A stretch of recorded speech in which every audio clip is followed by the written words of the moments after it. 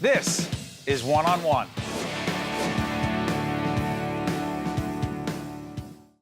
Steve Adubato here with Patricia Costante, who is the CEO, the chair of MDAdvantage, part of our series on the future of healthcare, with a particular focus on medical education, which is an area that you and your colleagues have focused on for more than a few years. Yes, we're very supportive of providing scholarships for students, both medical students and healthcare students, and we do that through our EJI Excellence in Medicine Awards. I think everyone knows that the cost of a medical education is staggering, and so anything we can do to help with that is what we want to be about.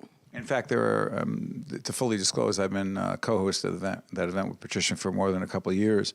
There are scholarships every year that these students win. They have to compete for them. Those scholarships are a big part of dealing with the cost of medical education.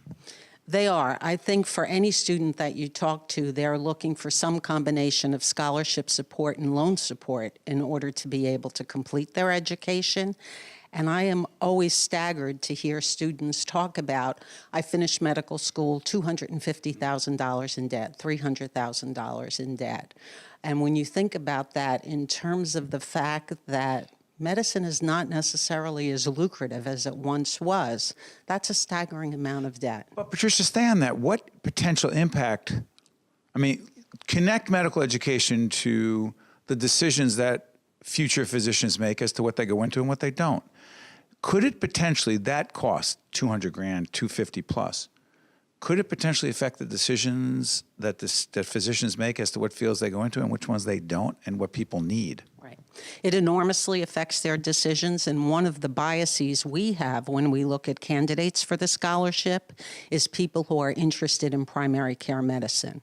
We need internal medicine docs, family medicine docs, pediatricians, gerontologists, and what we hear students talk about when they look at their debt is dermatology, plastic surgery, specialties where they're less beholden to an insurance company. More lucrative? Much more lucrative because they can just do fee-for-service medicine and expect people to pay cash. But in Camden, Trenton, Newark, Jersey City, in urban areas and other places that are underserved that need quality primary care, you're not going to make a gazillion dollars. Add that debt on top of that? And it's staggering.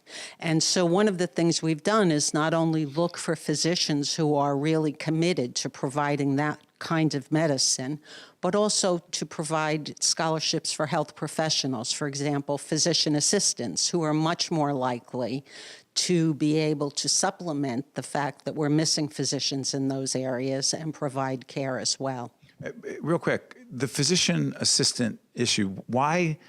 Someone says, well, isn't it about medical education, about physicians of the future? Why physician assistants?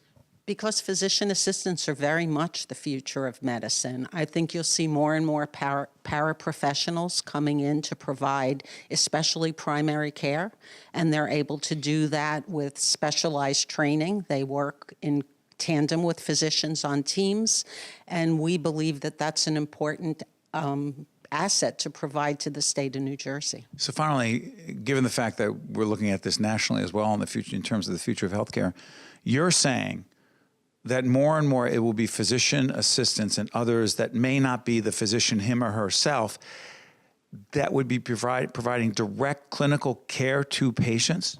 That would be supplementing the care that's provided by physicians, absolutely. Clarify the supplement part. So when you go in for a primary care visit and you think that you have a sore throat, my bet is if you went into a MedExpress or any one of these urgent care centers, you're probably not seeing a physician. You're seeing a physician's assistant. You're seeing a nurse practitioner.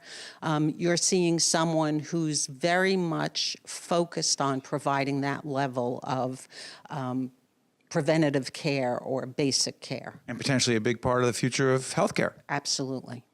One-on-One with Steve Adubato has been a production of the Caucus Educational Corporation, celebrating over 30 years of broadcast excellence.